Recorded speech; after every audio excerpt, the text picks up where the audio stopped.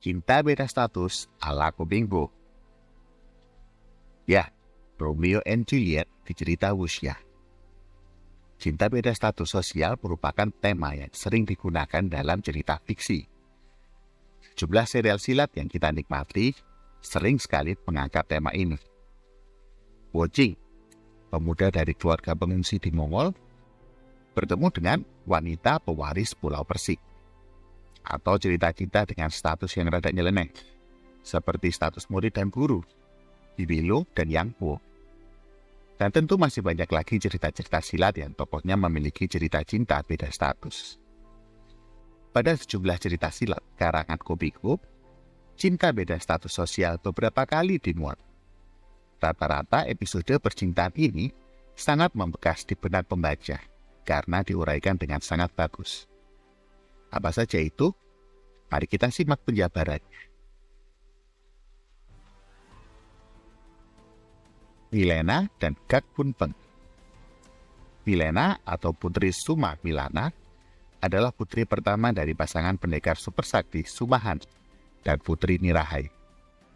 Milana yang dilukiskan cantik jelita itu merupakan cucu kaisar. Milana terlibat kisah cinta dengan Gak Punpeng yang dilahirkan dari pemerkosaan.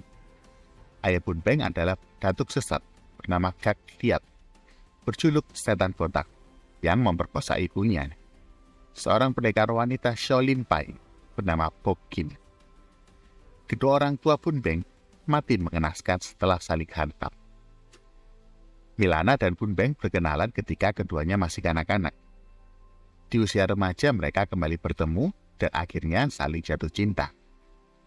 Perbedaan status tidak menjadi halangan, karena Punpeng bisa membuktikan kalau dirinya pantas menjadi kekasih Milena, yang merupakan keluarga kerajaan dan putri dari pasangan yang paling dikagumi di dunia persilatan.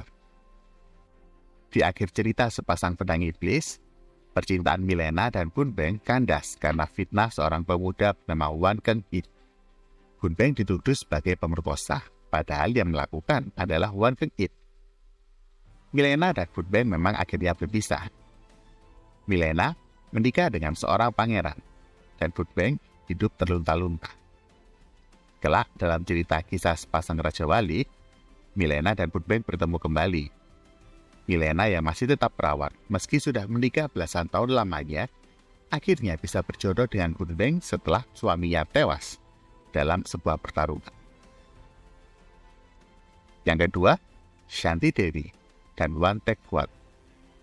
Shanti Dewi adalah putri Raja Bhutan yang di usia remaja terlibat dalam petualangan di dunia persilatan. Dia kemudian berkenalan dan saling jatuh cinta dengan Wan Tek Fuat yang terkenal dengan julukan si Jadi Mau.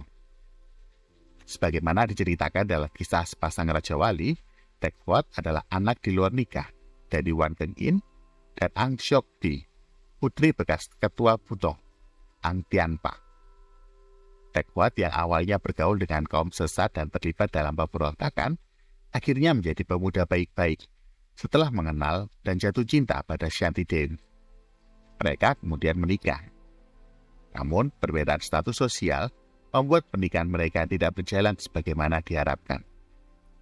Tek Fuat akhirnya meninggalkan Bhutan. Shanti Dewi juga melakukan hal yang sama, meninggalkan Bhutan dan terlibat dalam berbagai peristiwa di dunia persilatan. Di usia setengah baya, keduanya kembali bertemu dan untuk kedua kalinya mengikrarkan janji sehidup semati. Pada pernikahan yang kedua ini, mereka hidup bahagia dan mendapat satu anak perempuan, Gangga Dewi.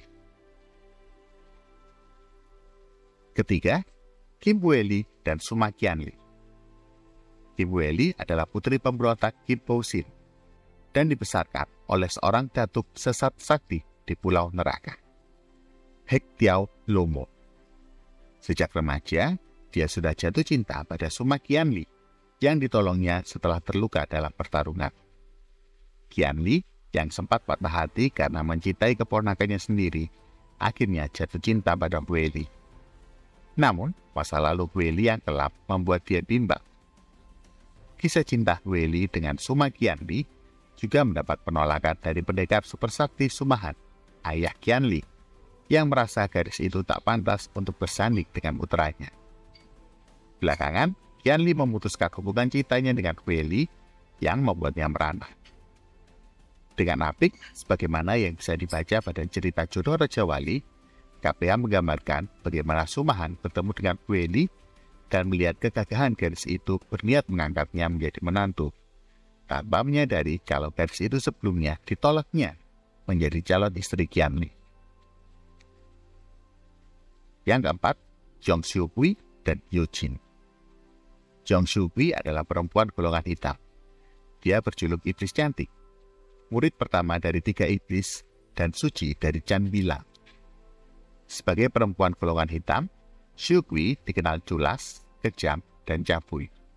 Sifatnya berubah total setelah ditentukan oleh semuanya dalam sebuah tipu yang juga menewaskan guru-gurunya.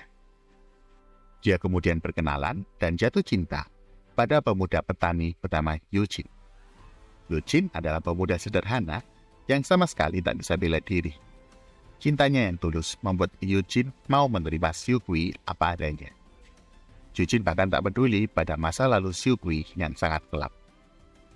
Pernikahan Xiuqi dan Yu Jin berbuahkan seorang putra bernama Yuhan yang kelak menjadi pendekar berjuluk Si Tangan Sakti. Kisah cinta Xiuqi dan Yu Jin berakhir tragis. Keduanya tewas.